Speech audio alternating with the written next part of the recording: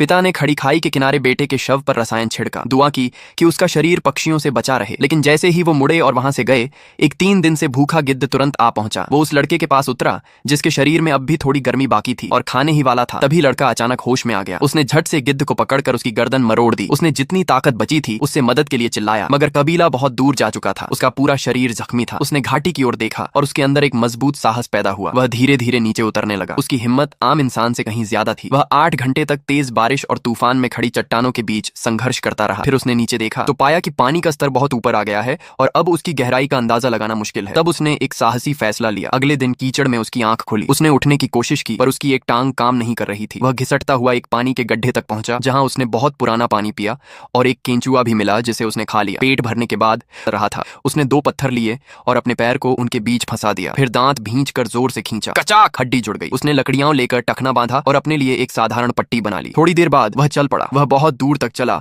और आखिरकार खाई के ऊपर पहुंच गया। वहां उसे एक कब्र का पत्थर मिला जो उसके पिता ने उसके नाम का बनाया था। असल में उसके पिता ही कबीले के मुखिया थे। जिस दिन वह खाई में गिरा था सबने मान लिया कि वह मर चुका है। केवल उसके पिता ने पूरी रात खाई के किनारे खड़े होकर उसे पुकारा था। लेकिन कबीले की जिम्मेदारी के कारण उन्हें बाकी लोगों के साथ लौटना पड़ा क्योंकि वहां औरतें और बच्चे भी थे। पिता के चले जाने की बात जानकर लड़का जमीन पर लेट गया। तभी दूर से भेड़ियों की आवाज आई। उसने देखा कि कुछ जंगली भेड़िए उसकी ओर बढ़ रहे हैं। वह लंगड़ाते हुए उल्टी दिशा में चला, लेकिन भेड़िए बहुत तेज थे। जल्द ही उन्होंने उसे पकड़ लिया। उसने पेड़ पर चढ़ने की कोशिश की पर एक भेड़िए ने पीछे से उसकी टांग पकड़ ली। खतरे के समय उसने चाकू निकाला और उस भेड़िए को मार डाला। फिर वह किसी तरह पेड़ की सबसे ऊंची डाल पर चढ़ गया। नीचे बाकी भेड़िए चांदनी रात में गुर्राते रहे। वो दृश्य सुंदर भी था और डरावना भी। अगली सुबह सभी भेड़िए चले गए, सिर्फ एक घायल भेड़िया बचा। लड़के ने चाकू और लकड़ी से भाला बनाया और उसे मारने के लिए बढ़ा, लेकिन जैसे ही वह पास पहुंचा उस भेड़िए ने धीरे धीरे कराहने की आवाज निकाली। उसके चेहरे को देखकर लड़के को अपना हाल याद आ गया। आखिरकार वह उसे नहीं मार सका। उसने उसका मुंह बांधा और नदी के किनारे ले जाकर उसके घावों को साफ किया। तभी पहाड़ी पर कुछ भेड़िए नजर आए। लड़का समझ गया कि ये उसी के साथी हैं